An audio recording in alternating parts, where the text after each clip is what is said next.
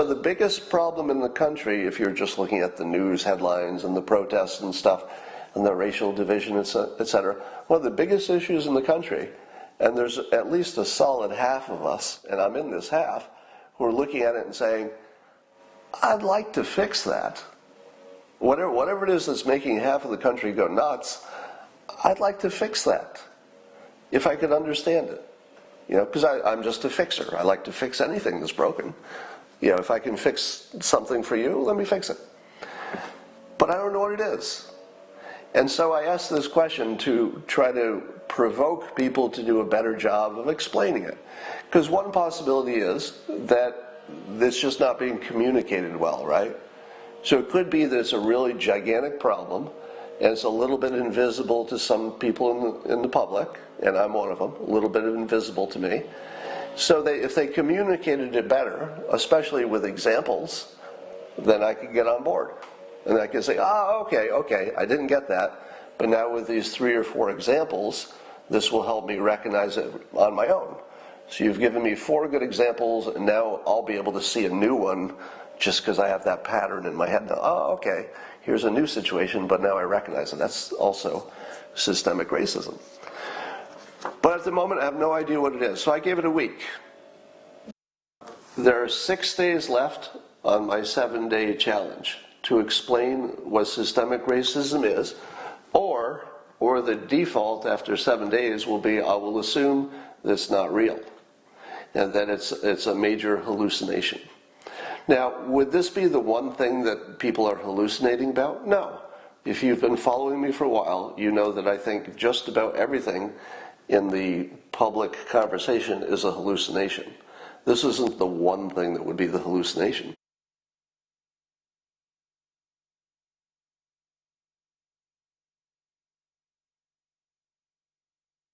All right, let's go to full cancellation. You ready? So I tweeted this yesterday, and I was being provocative, but for good purpose, because I'd really like to understand this. And I tweeted this: what is the right amount of time to wait for an example, the key word here is an example, of systemic racism before discarding it as an illusion? It's pretty provocative, isn't it? Because just even bringing up even the notion that it's even possible that systemic racism is based on an illusion is pretty racist sounding, isn't it? Pretty provocative. But I'm not saying it doesn't exist. I'm saying the opposite. This is a call for examples. Because we have this weird situation in which part of the country seems to have this very solid idea of this thing called systemic racism. And at least half of the country, I don't know the actual percentages, but let's just say half and half for conversation, and another half of the country doesn't have any idea what that means. I mean, legitimately. They're not being difficult. They're not being argumentative. They literally, actually, genuinely don't know what it means. And so the biggest problem in the country, if you're just looking at the news headlines and the protests and stuff, and the racial division, etc., one of the biggest issues in the country, and there's at least a solid half of us, and I'm in this half, who are looking at it and saying, I'd like to fix that.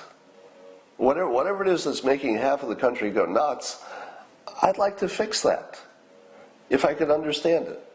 Because I'm just a fixer. I like to fix anything that's broken. If I can fix something for you, let me fix it. But I don't know what it is.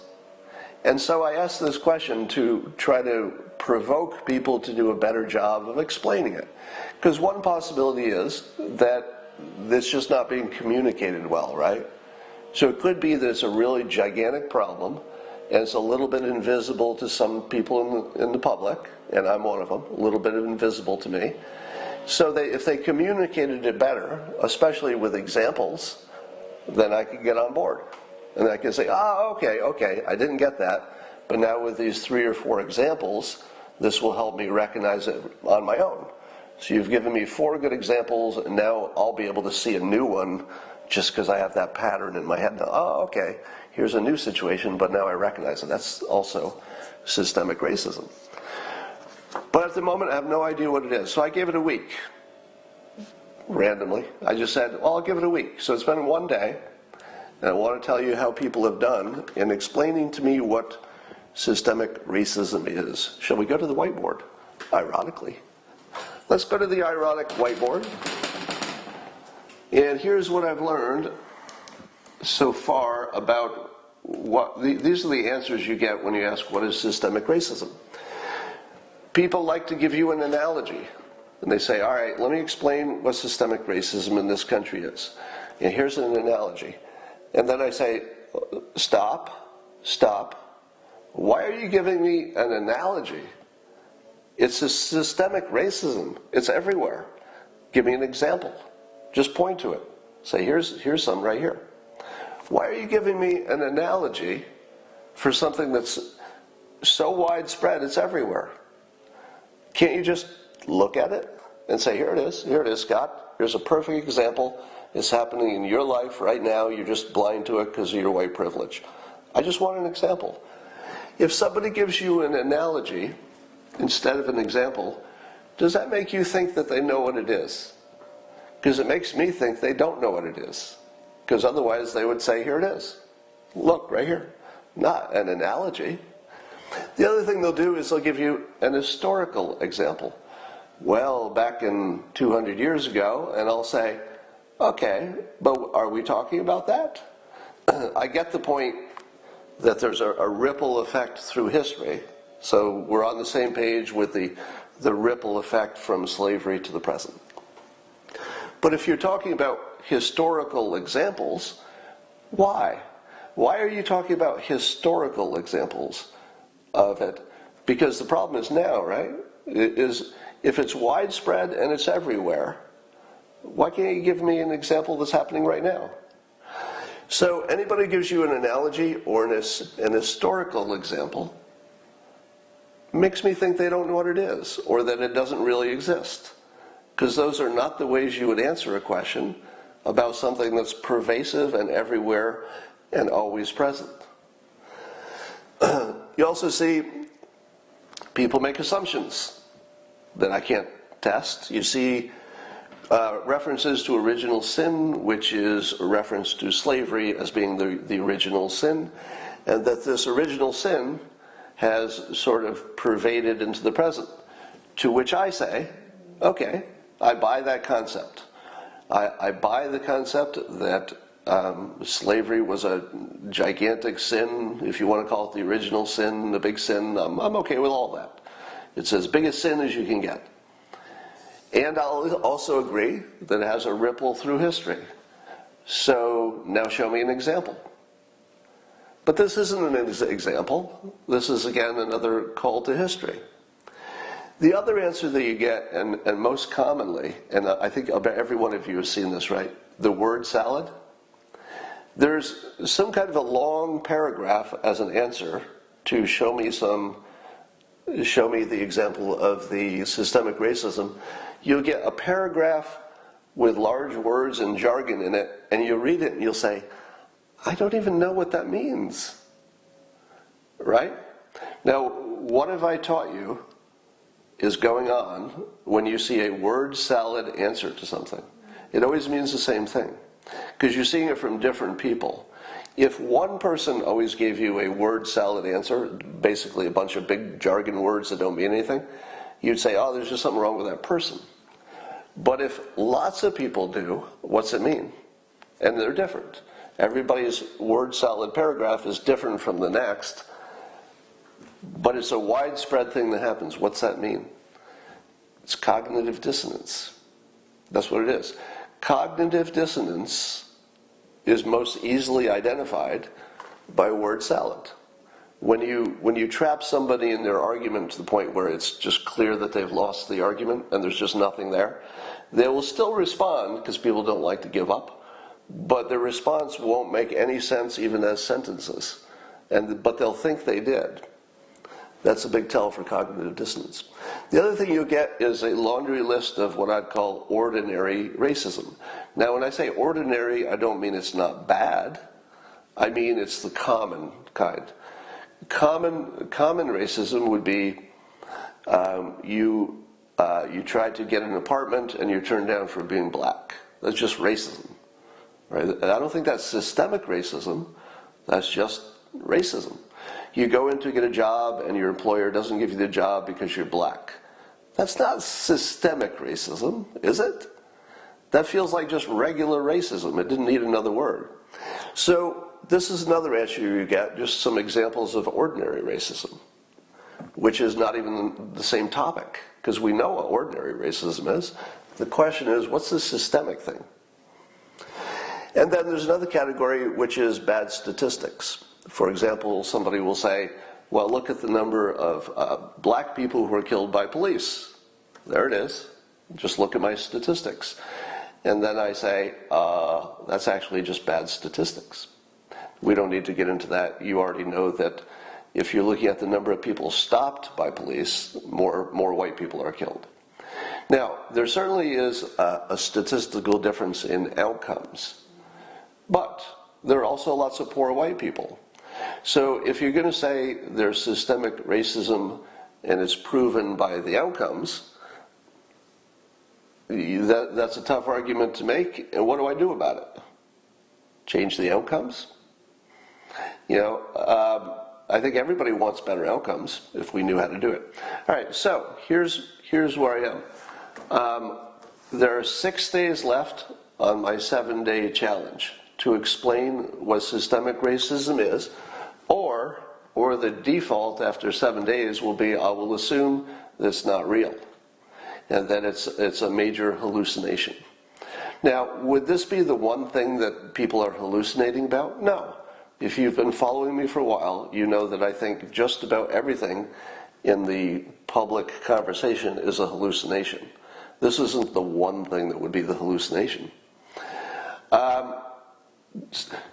Interesting comment in the comments. Somebody says that crime and poverty are caused by low IQ. And I was doing some reading on that, and it turns out that the IQ story is actually not nearly as clean as you think it would be.